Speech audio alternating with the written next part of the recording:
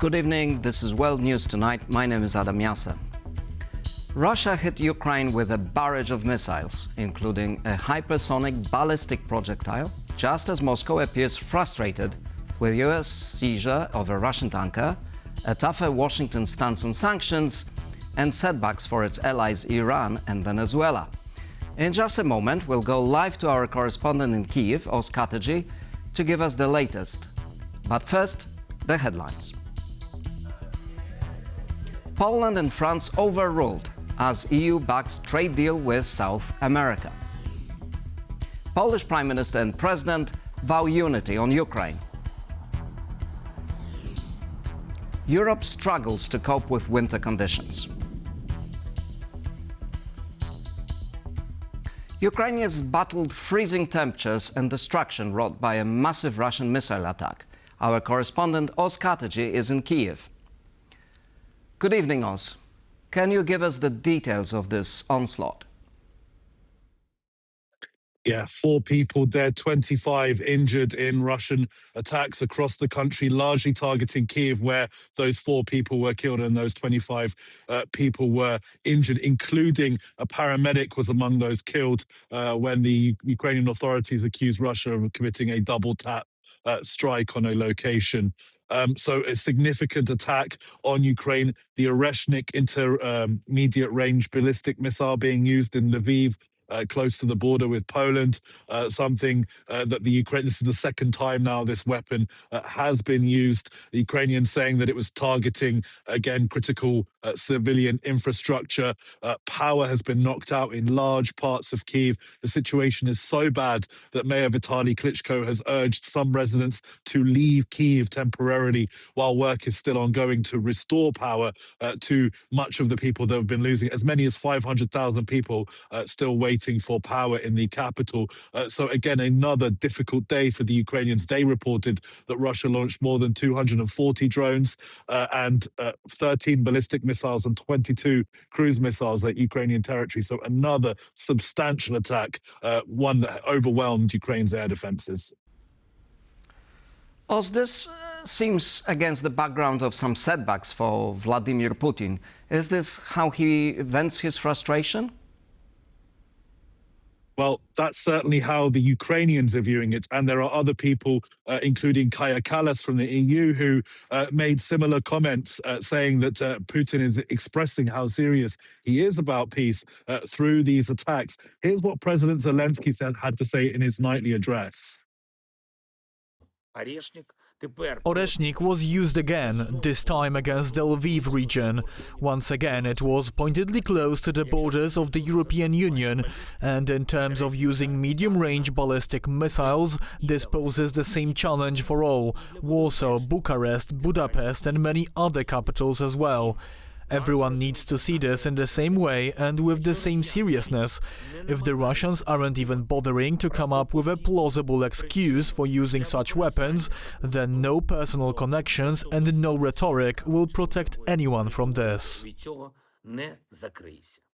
And as you said, Adam, quite rightly, that Putin is expressing himself with these attacks. Again, that's the way the Ukrainians are interpreting these attacks. That's the way the Europeans are interpreting these attacks. Zelensky calling for a strong response from the US. Now, obviously, we've seen what's been happening with these tankers that the US has boarded. And also we hear from the US Senator Lindsey Graham that he's preparing a new round of sanctions against Russia. He's said that several times before, so it remains to be seen whether we're going to actually see these sanctions brought through the House of Congress, like Lindsey Graham has said. But certainly the pressure has been being upped internationally against Putin in recent weeks.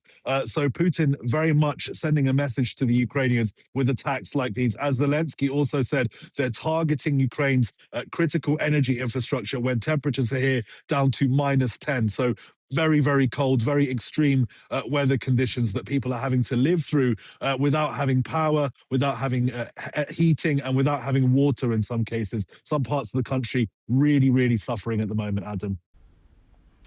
This was Oreshnik in Kyiv. Os, thank you. Speaking of Russian allies in trouble, Iran's ruling ayatollahs are struggling to contain mass protests that have rocked the country for 12 days over economic misery and widespread oppression. Kazimierz Łysiak reports. Massive protests over the failing economy are rocking Iran. The regime in Tehran imposed a complete internet shutdown on Thursday, but images of statues being toppled by angry crowds are still making their way online. In terms of calling for freedom from intimidation and for persecution, which many Iranians have suffered, this could be, and I emphasize could be, this could be that most important moment since Iranian people were really denied their political rights back in 2009. Iran's supreme leader, a Muslim radical, has blamed these protests on US President Donald Trump. Last night in Tehran and some other places, a bunch of vandals showed up and destroyed buildings belonging to their own country, just to please the US president. Let Trump run his own country if he can. Last week, Trump threatened to use force if the regime killed protesters. If they start killing people like they have in the past, I think they're going to get hit very hard by the United States. He made these comments just days after the US attacked Venezuela and extracted its authoritarian president, Nicolas Maduro, on narco-terrorism charges. Despite being thousands of kilometers apart, Venezuela and Iran have closely cooperated for years, especially on oil trade. And they have another thing in common: they're both allies of Russia. These events around Venezuela, and especially the capture of Nicolas Maduro, is an important signal for other countries, and especially like Russia, China, Iran, that have been allies of Venezuela. But will the US really strike Iran? At least 40 protesters have been killed by the regime so far. But Trump is an expert at keeping both friends and adversaries on their toes. President Trump wants to achieve mistrust. I think President Trump has a consistent approach to how he deals with all international partners, friend or foe, as he has said, which is to keep people off balance, keep people guessing, and in doing so, you gain leverage in negotiations. Trump's willingness to use force without congressional approval, as in the case of Venezuela, has been met with some criticism from American lawmakers. But in the case of Iran, he could simply ask Israel to do the shooting for him. Tehran is now threatening a preemptive strike on Israel. With all our strengths and with every ounce of our being, we are monitoring the actions of opposing parties. In defense of Iran's integrity, our armed forces will show no negligence or hesitation. And yet the escalating protests could make it difficult. Given Iran's current situation, including the issues of internal cohesion and air defense, escalation would be very, let's say, costly for Iran decision makers. While the scale of the demonstrations in Iran is the largest since 2022, it doesn't necessarily mean that a regime change is bound to occur. Whether it happens or not, it's Russia's second ally since the beginning of 2026 to be in major turmoil. For TVP World, Kazimierz Łysiak. Polish farmers braved freezing temperatures to rally in Warsaw in protest against a free trade between European Union and a group of South American countries. Apparently in vain, as most EU governments approved the landmark agreement on Friday. Sonia Agata-Bishan has more. Polish farmers were the latest in Europe to take to the streets to say no to the trade deal with the South American Mercosur bloc. But despite Europe-wide protests, the landmark deal, 25 years in the making, was finally approved by a majority of EU governments on Friday. We are going back to the time before we joined the European Union. We will be importing food products filled with chemicals made in the 90s, growth hormones and antibiotics. We cannot compete with them because they produce far more cheaply, and they use chemicals that have long been banned in Poland. The deal seeks to eliminate tariffs on most trade between the two blocs. Experts note that it is natural that an agreement connecting over 7 million consumers across Europe and South America will have its supporters as well as opponents. It's very clear that there is a different interest between consumers and farmers. Consumers are happy if they pay less for eggs and butter in the supermarket, and they've been complaining bitterly about too high consumer prices over the last couple of years. We, on the other side of the market, are the producers, which are the farmers, and they would like prices to stay high, and they would like markets to be shielded. European industry eager for access to new markets is generally in favor of the deal. Among the first to welcome it was German Chancellor Friedrich Merz, as was the country's association of the automotive industry. It's the most important industry of the country. And it was largely supportive of the deal because at the moment where the automotive industry is struggling all around Europe, it offers the opportunity to enter a market that used to be extremely protective.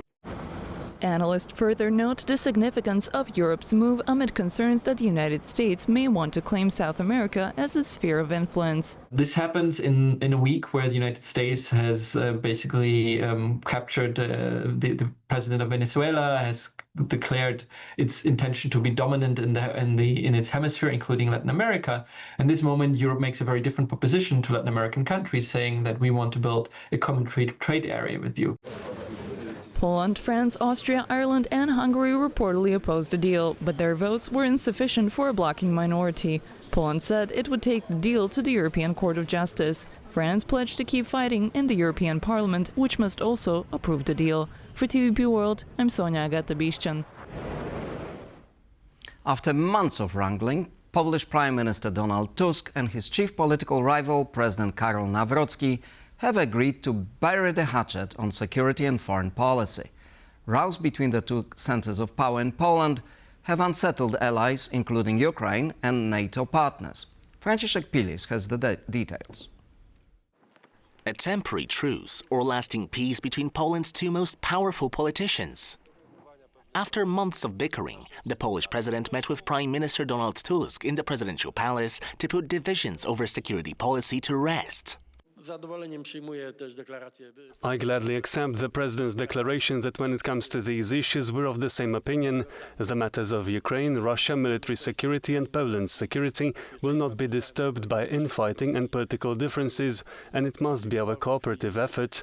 So when it comes to matters where both the President and the Polish government have something to say, we, together with President Nawrocki, will do our best to shape a unified front of the Polish state in terms of security. President Karol Nawrocki also made his stance known through his spokesperson. In this matter, both the Prime Minister and the President have a similar, virtually the same opinion, stated publicly multiple times when discussing the security of Poland, which makes up NATO's eastern flank and borders Ukraine, which is battling the invaders, the Russian Federation. In these matters, we must have consensus, and both the President and the Prime Minister share this consensus and confirmed it during today's meeting. The feud had negatively impacted Poland's interest on the international stage. In August, US President Donald Trump hosted NATO and European leaders in Washington for talks about ongoing peace negotiations regarding the war in Ukraine. Nawrocki's push for more involvement in Poland's foreign policy after his inauguration resulted in the government not sending any representatives to the talks, assuming that the president would participate in the meeting. The Polish president's office, however, blamed the country's absence at the talks on the government.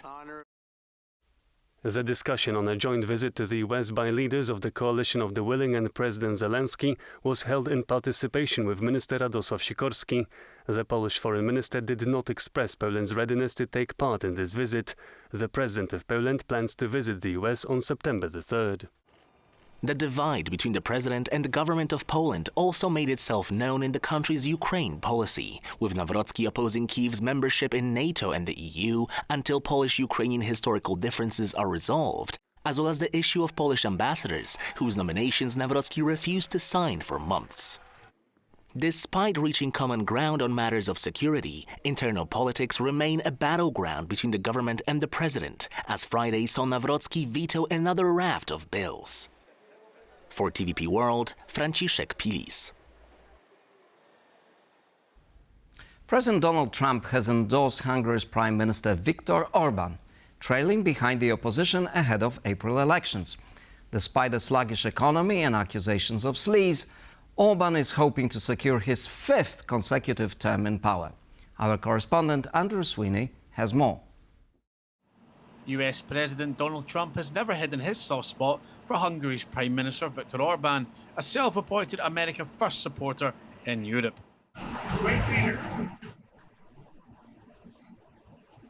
Now the US President is trying to bolster Orban's chances of holding on to power despite trailing in opinion polls ahead of April parliamentary elections. In his letter, President Trump confirms that he'll visit Budapest, praises Orban's political leadership and wishes him luck in this year's parliamentary elections. Grateful for President Donald Trump's kind words and continued friendship. U.S.-Hungary relations are stronger than ever, built on shared values as patriots. Looking forward to hosting him and his team in Budapest. Trump's letter to Orban is dated December 10th last year. The timing of its release could be related to the Fidesz party conference on Saturday, marking the official start of the campaign for his Fidesz party, which has ruled Hungary with an iron grip for 15 years. I think he wanted to search some kind of legitimacy in this support from Trump. Orban's main challenger in those elections, Peter Magyar, recently warned his opponent, the clock is ticking. His centre-right Tisza party is leading Fidesz by a wide margin in opinion polls, as voters are increasingly frustrated by the sluggish economy, patronage and pervasive abuses of power. I hope that on Saturday at Fidesz's flashy Congress, amid the caviar and champagne, you remember that your mandate is to serve the Hungarian people, not to steal, not to live in luxury, and certainly not to spread hatred. You know, the clock is ticking. The Hungarian people's judgment is approaching. And also, as you sow, so shall you reap.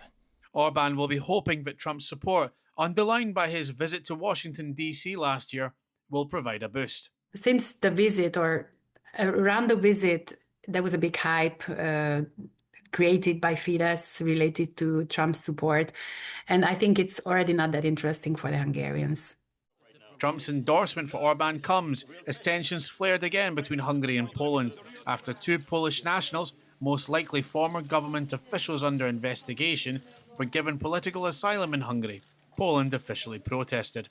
Poland regrets the further steps taken recently by the Hungarian authorities, which negatively impact bilateral relations and undermine the principles of European solidarity. The two joined Marcin Romanowski, who, in 2024, was given asylum by Orban's government. He's wanted in Poland for 11 counts of fraud and abuse of power. Relations between the two countries have been tense over their governments contrasting approaches to the war in Ukraine. Hungary's aligns with Moscow, while Poland's supports Kyiv. Floods in the Balkans and freezing temperatures in Northern Europe. Winter is back with vengeance across the continent. Piotr Miszczuk has more. This is what the Albanian village of Ferras looks like after serious floods ravaged the south of the country. Dozens of houses have been submerged by rainwater, with one person reportedly dead. Emergency crews and boats were deployed to rescue those in danger. Today we were inundated. The police came and pulled us out with the police rescue boats. We thank them for coming and helping us. We saved the livestock, we saved ourselves. It reached the 2nd floor, almost 2.5 meters up. Heavy rainfall also swept through Montenegro and Serbia. In the Serbian town of Majdanpek, people were left without electricity and heating after freezing rain damaged the power grid. We're freezing. There is no electricity. It's cold. The children are freezing. We really don't know what to do, where to go. It is really scary. Other parts of Europe are grappling with heavy snowfall. Hungary issued a red alert, the country's highest warning level, due to the weather situation. 2 highways in the Czech Republic have been blocked due to accidents. Germany was hit even harder. All long-distance railway service in the country's north was suspended on Friday, and icebound roads pose a deadly threat to the citizens. Presumably due to an icy road, a vehicle skidded into the oncoming lane and collided with an oncoming vehicle. The vehicle that skidded was carrying 2 men, both of whom were unfortunately fatally injured in the accident and during the collision. In the UK, Storm Goretti brought major traffic disruptions and caused at least 150 school closures across Wales. Passengers faced delays and cancellations at London's Heathrow Airport and Birmingham Airport. The traffic in Britain's second largest city was paralysed amid the weather. I was hoping to get on some train, but got to know in the morning because I was travelling. To be honest, had to travel from University Station to New Street by train. Those been cancelled out. Looked for the buses, they've been cancelled out. Had to get a cab. The storm also battered northwestern France. We are indeed facing significant power cuts. As I speak, 82,200 households are without electricity. A blanket of snow has already covered large parts of Western as well as Central and Eastern Europe. Alongside more snowfall, the continent is now bracing for gales forecast to reach up to 150 kilometers an hour. For TVP World, I'm Piotr Miszczuk. Hard power and might is right may be how humans are handling their affairs these days. In the animal kingdom, courage sometimes is more important than sheer power and size. And believe me, the viral video you're about to watch is not work of artificial intelligence.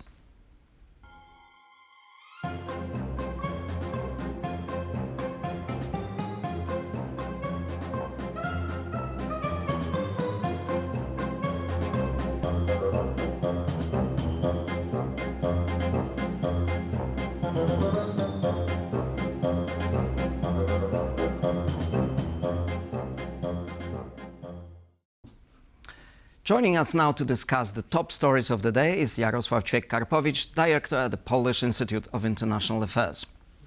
Good evening, welcome, thank you for coming to us. Thank you for having me. So, Russia keeps pounding Ukraine, but this was not a particularly good week for Russia and its allies.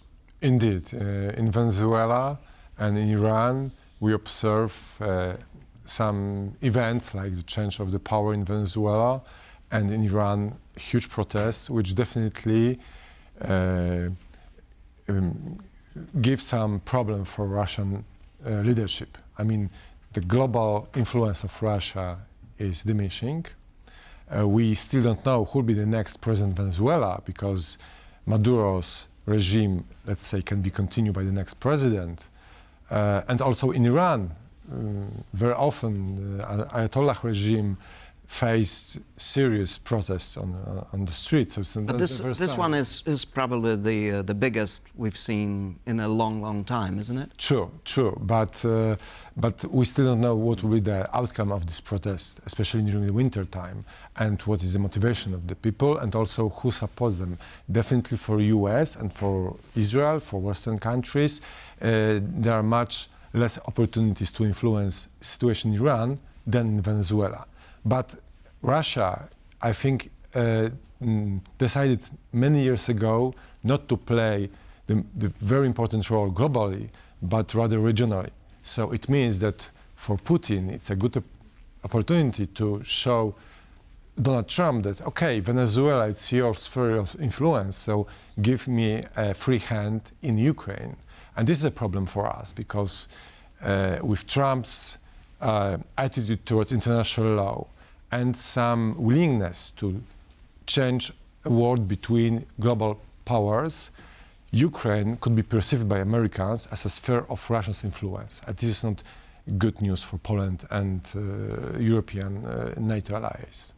But in the last few days, we have seen the US attitudes to Russia harden when it comes to Ukraine.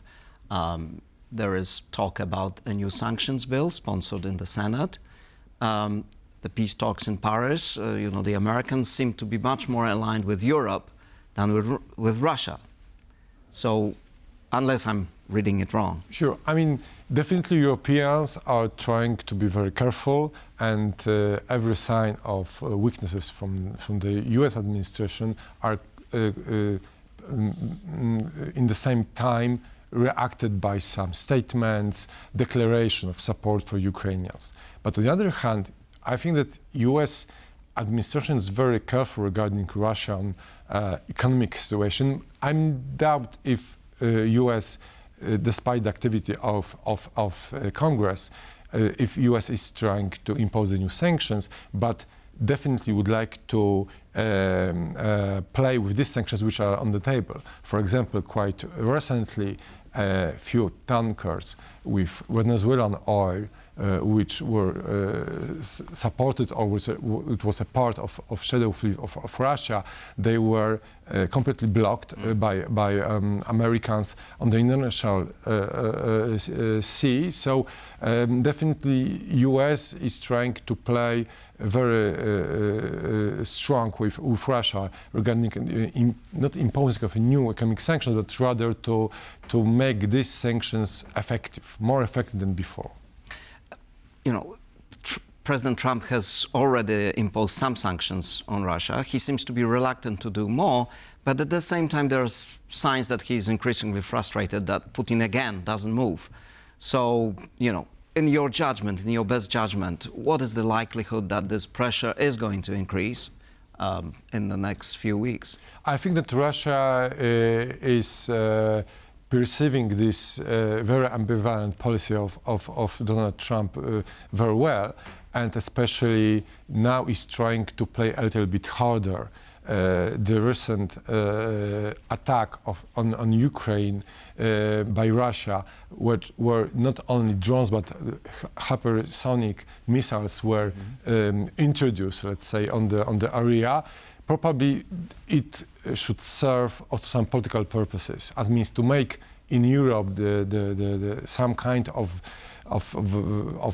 shock, of very negative reaction that Russia is able to use very precise and very dangerous weapon, which is able to also to have nuclear warheads. So it's a political demonstration of force vis-à-vis Europeans, but also Americans. Because this kind of weaponry definitely is not perceived as the most significant weaponry used in Ukraine. These weapons, these rockets, may be used also on some American targets. So this is a political manifestation, and also, unfortunately for Ukrainians, since many months, Russia is targeting energy infrastructure, civilian energy infrastructure in Ukraine. So it means that the society facing a very serious and harsh winter probably would be in a very bad condition. And it's also political pressure on Ukraine and on Europeans, because more Ukrainian migrants in Europe make problem for European politicians. So I think that now Russia is not interested in some kind of peace negotiation, what we observed a few weeks ago, but rather to put more military pressure on Ukrainian infrastructure, also making some, let's say, political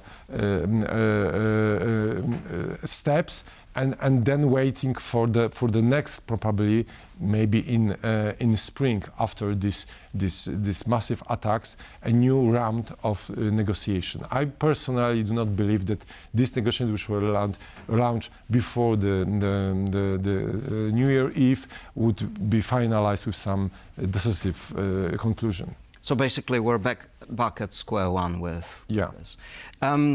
Do you see any signs, referring to what you just said, do you see any signs that the Ukrainian society is giving in to this pressure from Russia, or on the contrary, their resilience is strengthened? I mean, the domestic situation in Ukraine is that definitely the President Zelensky were in a very weak position regarding the corruption scandal, and of course changing of the high-level politicians, including Andriy Yermak. So his position in the society was very weak, and society properly demanded some change, and Russia also were trying to use this momentum a few months ago. Now I think the situation is much better. I think that the external pressure definitely have some motivation, let's say, signal, and now rally around the flag. Exactly. So we have a new people around around President Zelensky. Probably his rating is a little bit increasing. However, still probably during next presidential elections he would lose his position towards. But other that's the so it's exactly. But for now, Ukrainian society is holding together. Yes, it's rather stable. Jarosław Karpowicz, thank you very much. Thank you. Thank you very much for watching. This was World News Tonight.